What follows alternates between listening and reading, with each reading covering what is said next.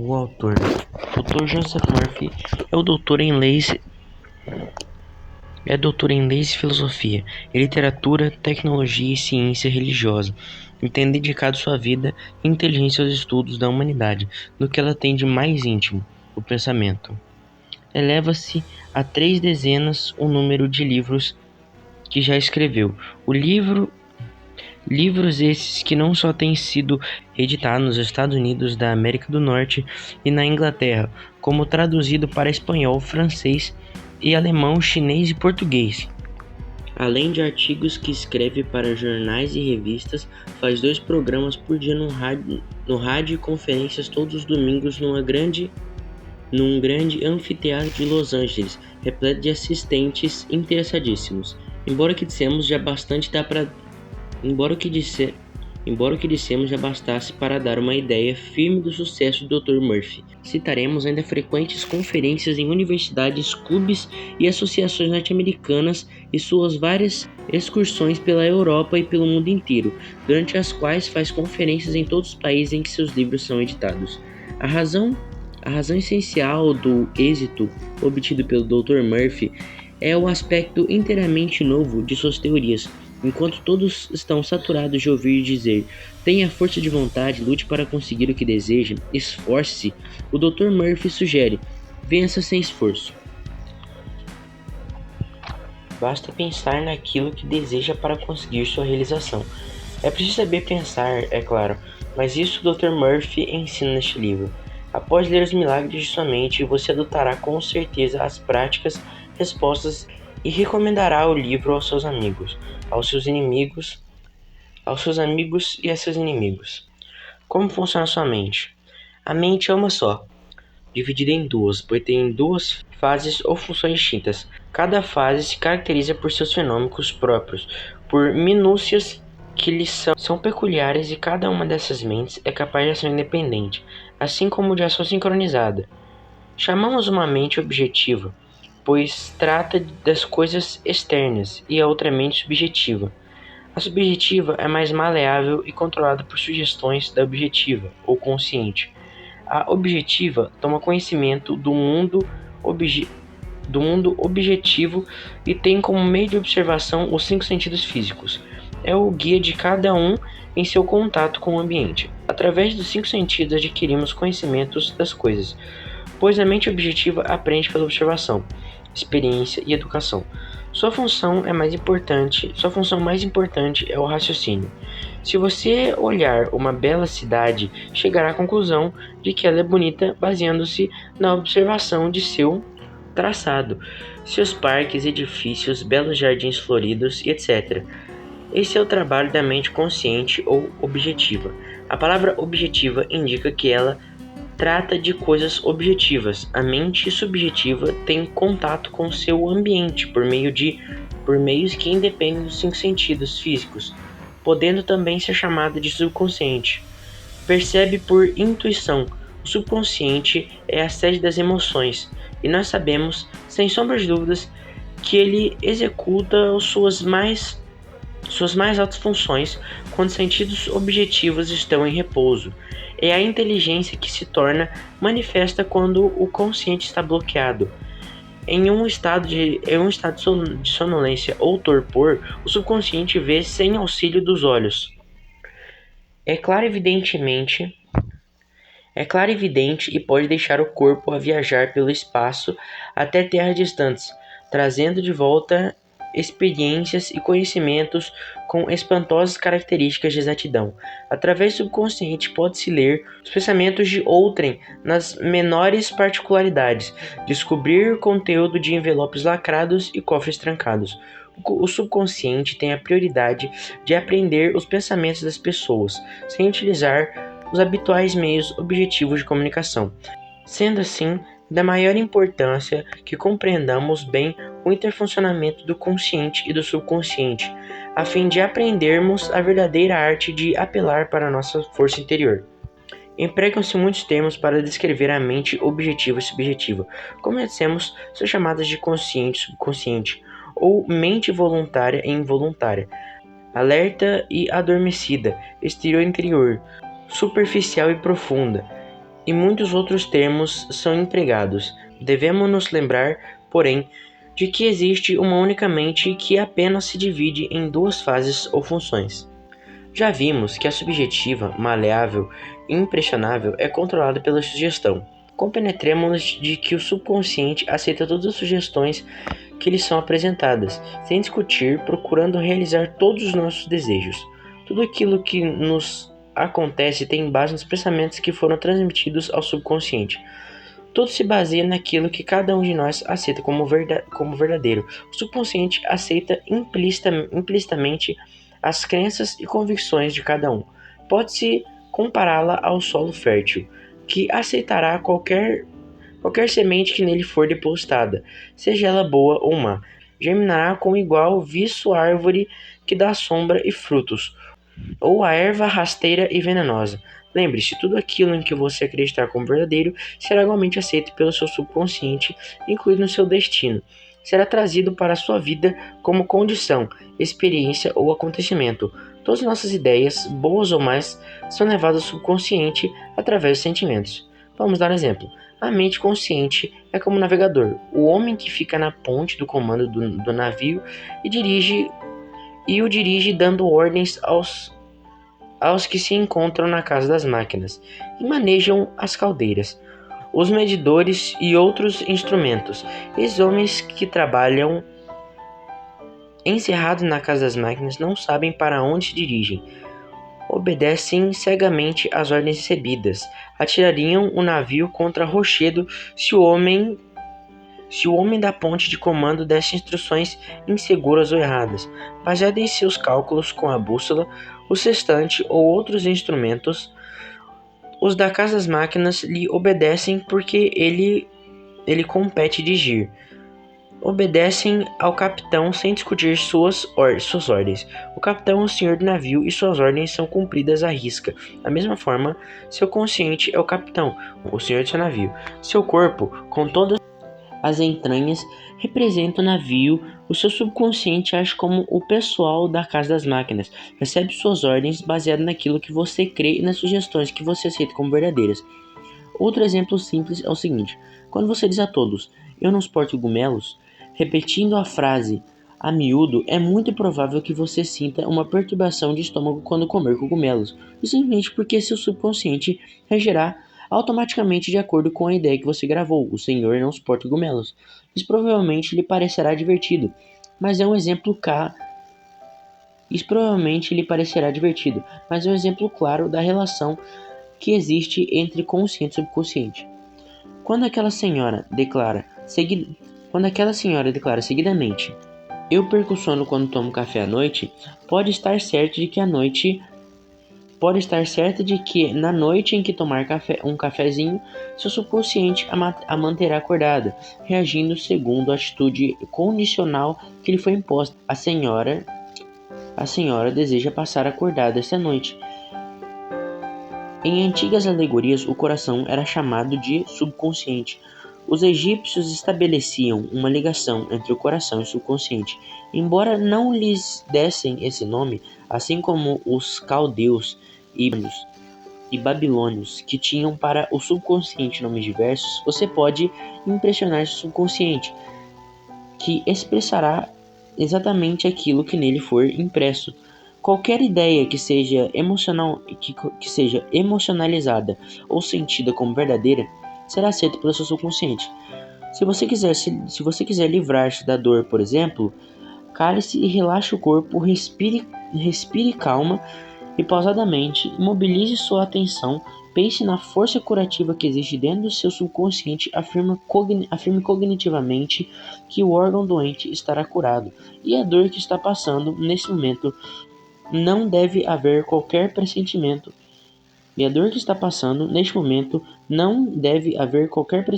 Ou amargura em seu coração. Deve perdoar a todos. Este processo curativo pode ser repetido 3 ou 4 vezes por dia. Lembre-se que o subconsciente fez o corpo e pode também curá-lo. Há muita gente que afirma constantemente a cura de um órgão ou parte do seu corpo, para dizer 10 ou 15 minutos mais tarde. estou piorando, nunca me curarei, sou um caso perdido. Essa atitude mental ou essa declaração negativa neutralizam as afirmações anteriores. Se o cirurgião que operou seu apêndice voltar a abrir seu ventre de meia em meia hora para ver como está indo a cicatrização, provavelmente acabará provocando uma infecção fatal, da mesma forma que você destruirá ou impedirá a cura fazendo declarações negativas. Precisamos aprender a utilizar a força do subconsciente que existe dentro de nós, da mesma forma que aprendemos a nos utilizar da eletricidade. O homem controla a eletricidade por meio de fios, lâmpadas e válvulas, além de seus conhecimentos das leis de condutividade, isolamento e etc. Nós também precisamos informar-nos sobre o tremendo poder, a imensurável fonte de inteligência que existe dentro de nós mesmos, adestrando-nos em sua sábia utilização. Muitos já começaram a compreender a verdadeira importância do subconsciente. Muitos homens de negócios estão usando para conseguir sucesso. Edison, Ford, Marconi, Einstein e muitos outros utilizaram a mente que lhes deu visão e conhecimento para realizar todos os seus grandes feitos nos campos da ciência, indústria e arte. Investigações demonstram que a habilidade de pôr em ação as forças do subconsciente determinou o sucesso de todos os grandes cientistas e pesquisadores. Há um enorme dínamo entre cientistas e pesquisadores. Há um enorme dínamo dentro de cada um de nós, que pode e deve ser utilizado. Pode-se também conseguir o completo afastamento da tensão e da frustração, descobrindo ao mesmo tempo a abundante energia própria que permite fortalecer e vitalizar todas as partes do nosso corpo. Albert Hubbard, célebre escritor americano falecido em 1915, declarou que suas ideias mais importantes lhe vieram quando ele se encontrava em estado de relaxamento total, passeando despreocupadamente ou trabalhando no jardim. A razão é que, quando o consciente se encontra em estado de relaxamento, a sabedoria do subconsciente se projeta. Muitas vezes ocorrem verdadeiras invasões de inspiração quando o consciente está completamente relaxado. Quantas vezes você procurou em vão à noite respostas para um problema específico, terminado por transferir a preocupação ao subconsciente que lhe ofereceu a solução na manhã seguinte? Daí vem o adágio: a noite é boa conselheira. Se você deseja acordar às 7 horas da manhã e sugere 7 horas ao subconsciente, ele despertará às 7 horas em ponto. A mãe que está cuidando de seu filho doente e adormece, tendo antes sugerido ao subconsciente que precisa despertar se a criança estiver com febre ou chorar, dormirá tranquila, mesmo que haja até mesmo uma tempestade, mas despertará imediatamente se a criança chorar. Esta é uma função simples do subconsciente. Como aplicar o subconsciente aos problemas conjugais? A melhor época para evitar um divórcio é antes do casamento. A ignorância dos poderes interiores é a causa de todas as dificuldades conjugais. Aprenda a atrair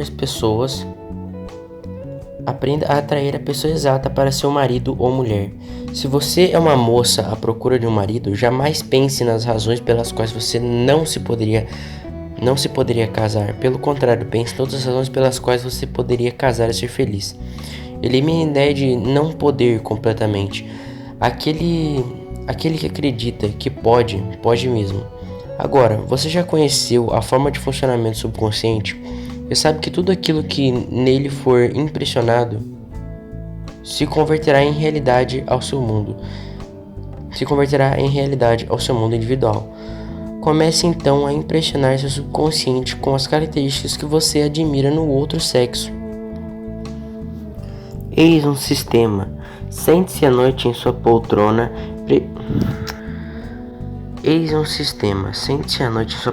predileta e feche os olhos. Abandone-se inteiramente e relaxe o corpo todo, ficando quieta, passiva e receptiva. Fale lentamente ao seu subconsciente dizendo-lhe: estou atraindo para minha vida um homem honesto, sincero, leal, bondoso, forte, próspero, que vive em paz e felicidade. Essas qualidades estão lhe infiltrando no meu subconsciente. Agora, pois a proporção que nelas penso torna-se par de mim mesma. Sei que existe uma lei irresistível de atração e que eu estou atraindo para mim um homem de acordo com minhas convicções subconscientes. Atraio aquilo que prezo e meu subconsciente. Atraio aquilo que prezo em meu subconsciente e sei que atrairei um homem que se coadune com meus sentimentos e convicções e com as impressões registradas no meu subconsciente, no que se refere ao tipo de homem que procuro. Põe em prática este sistema de impregnação subconsciente e terá a alegria de atrair um homem que possuirá as qualidades e características que você invocou mentalmente. A inteligência subconsciente abrirá o caminho para um encontro com a pessoa exata, consoante, irresistível, imutável lei de seu subconsciente. Torne-se receptiva a essa dádiva do amor, que é a reação do que você ofereceu ao seu subconsciente, e tenha um desejo sincero de oferecer o máximo em amor e cooperação. O casamento de irracionais deve ser um ato de amor, honestidade, sinceridade, bondade e integridade. São formas de amor. É preciso que cada um seja absolutamente honesto e sincero um com o outro. Não há casamento verdadeiro na união de dois seres por interesse, seja ele de dinheiro, posição social ou elevação moral, pois aí faltarão a sinceridade e honestidade. Quando uma mulher diz, estou cansada de trabalhar, quero casar-me para ter descanso e segurança, está incorrendo um erro, pois não está utilizando corretamente as leis da mente. Sua segurança depende do conhecimento da interação do consciente e do subconsciente e da sua correta aplicação. Ninguém sofrerá por falta de prosperidade ou saúde. Se aplicar as técnicas sugeridas nos capítulos respectivos deste livro. A riqueza da mulher pode ser obtida independentemente de seu marido, pai ou outra qualquer pessoa. Uma mulher não depende de seu marido para obter saúde, paz, alegria, inspiração, orientação, amor e riqueza, segurança, felicidade ou qualquer outra coisa deste mundo. A riqueza da mulher pode ser obtida independentemente de seu marido, pai ou outra qualquer pessoa. Uma mulher não depende de seu marido para obter saúde, paz, alegria, inspiração, orientação, amor e riqueza, segurança, felicidade ou qualquer outra coisa deste mundo. A riqueza da mulher pode ser obtida independentemente de seu marido, pai ou outra qualquer pessoa.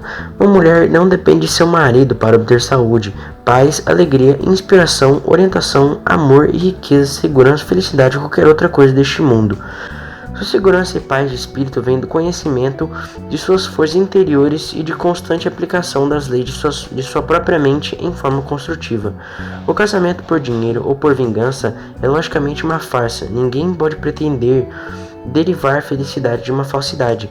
O homem e a mulher têm que se unir objetivamente de forma que tal prevaleça um sentido de amor verdadeiro. A real unidade de dois corações fundidos em amor e respeito. Muitos me perguntam, por que preocuparmos com casamento se nós amamos? A resposta é muito simples. Aquilo que sentimos subconscientemente e aceitamos como verdadeiro é sempre objetivado ou tornado manifesto na tela do espaço. Este raciocínio é, pois insincero e falso. Tomemos o caso de uma mulher que tenha cometido um erro honestamente. Ela agora se encontrará na situação de estar casada com um toxicomano que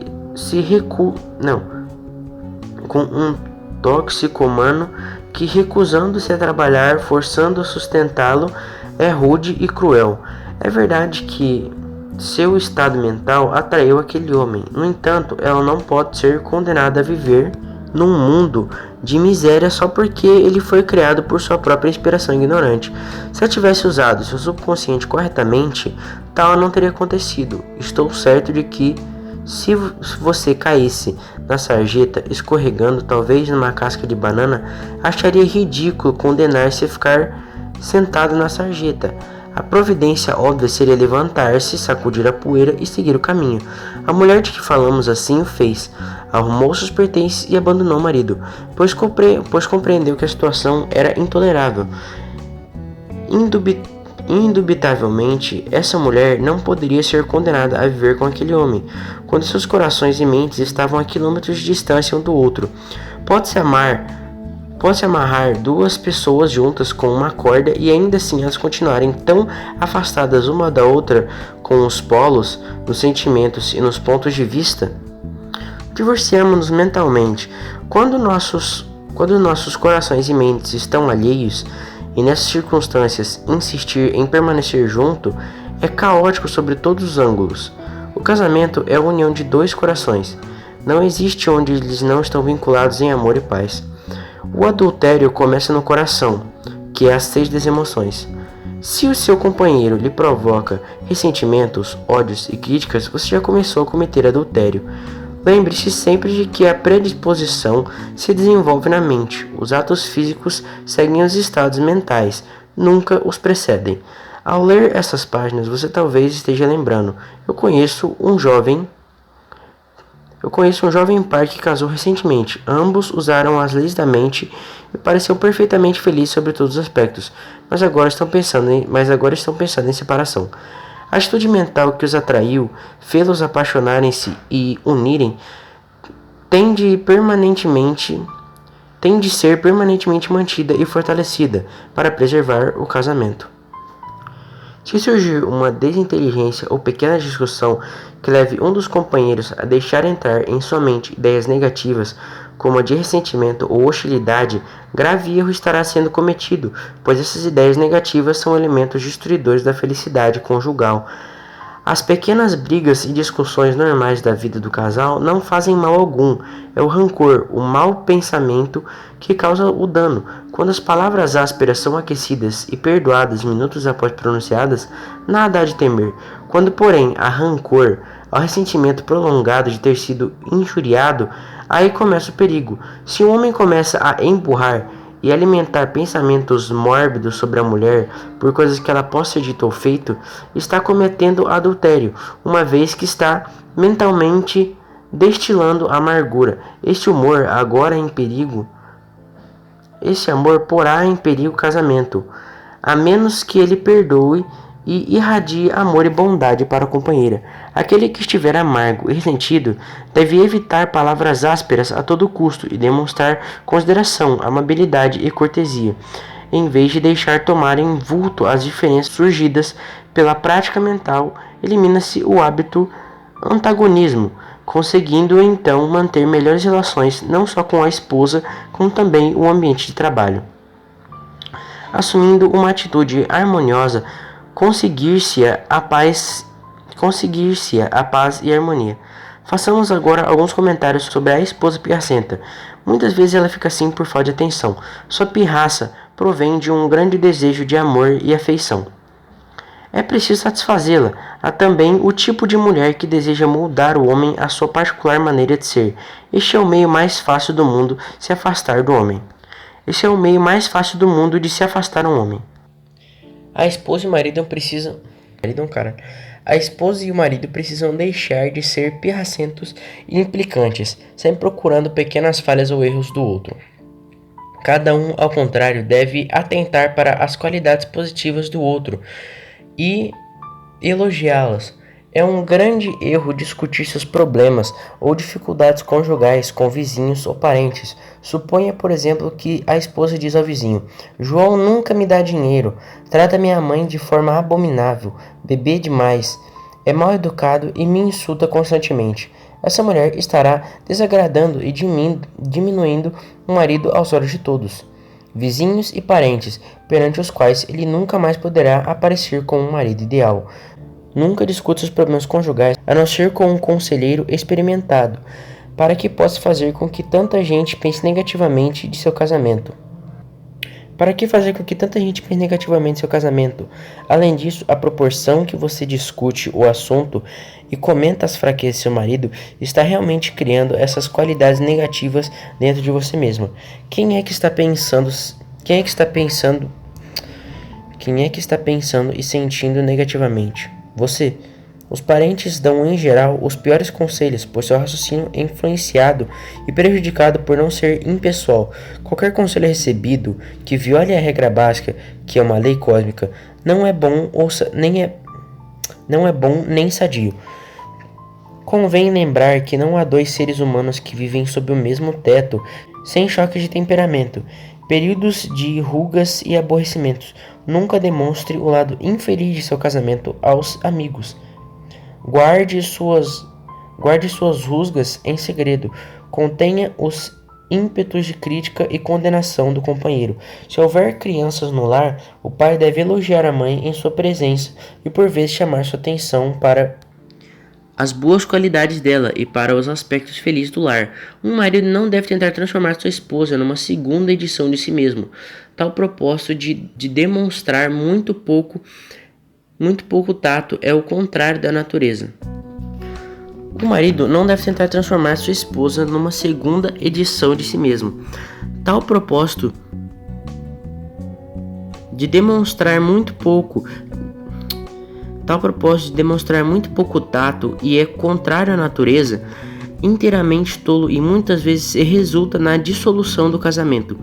Essas tentativas de alterar a esposa destroem seu orgulho e sua estima própria e despertam um espírito de contrariedade e ressentimento que resulta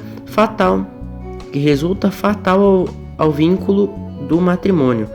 Naturalmente que certos ajustes são necessários, mas se você olhar bem para dentro da sua própria mente e estudar seu caráter e comportamento, encontrará tantos defeitos que o manterão ocupado pelo resto da vida. Se você pensar, vou transformá-la até que ela fique como eu quero, estará procurando aborrecimentos que poderão levar ao divórcio.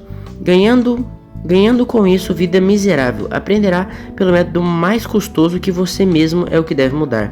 Se você tem um problema conjugal, pergunte-se o que deseja e procura compenetrar-se de que pode concretizar esse desejo. Seus problemas conjugais podem ser resolvidos da mesma forma que qualquer outro problema. Basta definir claramente o que deseja. Na compenetração do que a mente cria, tudo aquilo cuja imagem é nela incutida. Certa mulher me disse uma vez que após 30 anos de casada, seu marido começou a beber muito, negligenciando o lar e aos filhos.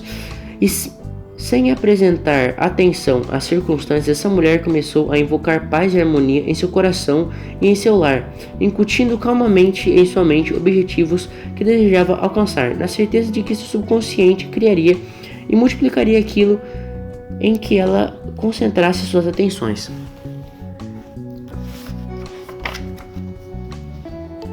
A paz e a harmonia foram restauradas após alguns meses de devoção ao seu objetivo. Eis uma ilustração dos milagres de seu subconsciente. Pelo ressentimento e pela luta, essa mulher só teria piorado as situações. Quando houver desinteligência e brigas no lar, afaste sua intenção das personalidades, ambientes e condições e focalize-a em seu ideal de amor, paz e harmonia. Alimentando sua mente com essas ideias, você pode esperar como certa a reação do subconsciente, trazendo-lhe amor, paz e harmonia. Muitas vezes me perguntam se um dos cônjuges tem intenso desejo de acabar com o casamento e outro deseja permanecer casado, ambos igualmente sinceros. Que sucederá? Nesse caso, há uma verdadeira batalha mental. Esse lar está dividido contra si mesmo e mais cedo ou mais tarde se dissolverá, embora a atitude mental dos cônjuges possa prolongar bastante a situação. A maneira correta de indicar para resolver esse problema conjugal é elevar o pensamento acima das individualidades e condições específicas e dirigi-lo no sentido de seus reais desejos, confiando na inteligência interior que trará a solução perfeita. Através da correta explicação da lei de seu subconsciente, você pode estabelecer harmonia onde a discórdia e paz, onde reina confusão. A correta aplicação da lei do subconsciente poderá também dissolver um mau casamento. Não deixe que o orgulho tolo e a ira, o desejo de vingança, o levem ao divórcio. Quando todo o tempo seu coração estará com a companheira de quem você se separou, deixe que o amor e a bondade levem de volta para junto daquela que você ama de todo o coração. Resolva todos os problemas aplicando e orientando corretamente seu subconsciente. Se você tivesse atentado para a intuição ou orientação que provém de sua sabedoria, talvez houvesse evitado o que se realizasse esse matrimônio destinado a fracasso. Você não sabia como utilizar essa intuição, mas agora você já aprendeu. Se no início foi mal, você pode agora ajustar a situação, utilizando os processos e sistemas sugeridos nesse capítulo. Pela exaltação de seu companheiro ou companheira em pensamentos e sentimentos, referindo-se sempre ao carinho e às qualidades que os uniram, você poderá transformar seu casamento numa bela experiência e numa eterna alegria. A riqueza da mulher pode ser obtida independentemente de seu marido, pai ou outra qualquer pessoa. Uma mulher não depende de seu marido para obter saúde, paz, alegria, inspiração, orientação, amor e riqueza, segurança, felicidade ou qualquer outra coisa deste mundo. A riqueza da mulher pode ser obtida independentemente de seu marido, pai ou outra qualquer pessoa. Uma mulher não depende de seu marido para obter saúde, paz, alegria, inspiração, orientação, amor e riqueza, segurança, felicidade ou qualquer outra coisa deste mundo. A riqueza da mulher pode ser obtida independentemente de seu marido, pai ou outra qualquer pessoa. Uma mulher não depende de seu marido para obter saúde, paz, alegria, inspiração, orientação, amor e riqueza, segurança, felicidade ou qualquer outra coisa deste mundo.